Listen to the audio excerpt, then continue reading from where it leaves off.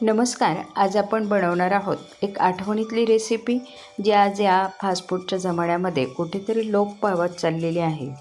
तर अशी ही रेसिपी म्हणजे मेथीच्या भाजीचा खरडा किंवा खुडा. तर चला मग ही रेसिपी कशी बनवायची ते आता आपण बघू. तर हा खरडा बनवण्यासाठी अर्थातच इथे मी मेथीची भाजी घेतली, स्वच्छ धुवून निवडून घेतलेली आहे. त्यानंतर 2-3 हिरव्या मिरच्या आणि 10-15 लसूण पाकळ्या, अर्धा चमचा जिरं आणि मूठभर शेंगदाणे घेतलेले आहे. तर मेथीची भाजी आपल्याला बारीक कट करून घ्यायची आहे. त्यानंतर आपण ह्या मिरच्या अगदी 2-3 थेंब तेल टाकून भाजून घेतलेल्या आहे. मिरची, जिरं, चवीनुसार यात मीठ घालायचं आहे आणि आपण जो लसूण घेतलेला आहे तो सुद्धा यात टाकून घ्यायचा आहे आणि आपल्याला हा ठेचा बनवून घ्यायचा आहे. तर आता ठेचा बनवण्यासाठी इथे मी दगडी खलबत्ता घेतला आहे. आपण लोखंडी खलबत्ता असला तरी चालेल, मात्र या दोन्हीपैकी नसेल किंवा आपल्याकडे वेळ नसेल तर अगदी आपण मिक्सरला हा ठेचा तयार केला तरीही चालेल.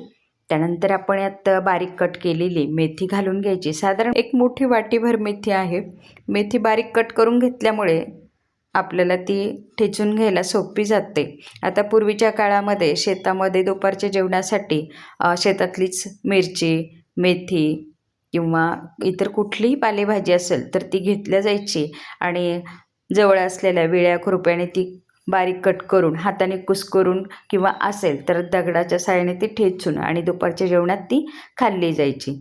आता कच्ची भाजी असल्यामुळे ती पौष्टिकसुद्धा आहे, चवीलाही छान लागते आणि कमी वेळेत कमी साहित्यात आणि अगदी आपण ऑइल फ्री, म्हणजेच आपण ज्या मिरच्या भाजण्यासाठी 1-2 थेंब तेल वापरलं ते सुद्धा नाही वापरलं तरीही चालेल. आणि बघा, अगदी बोलता बोलता काही मिनटामध्ये आपली ही रेसिपी खाण्यासाठी अगदी आता रेडी झालेली आहे. तर आपण ही साधीसुधी मात्र भन्नाट चवीची आणि अतिशय पौष्टिक अशी रेसिपी नक्की ट्राय करा. आणि माझी ही रेसिपी, हा व्हिडिओ आपल्याला आवडला असेल तर लाईक करा, शेअर करा आणि माझ्या चॅनलला सबस्क्राईब करा.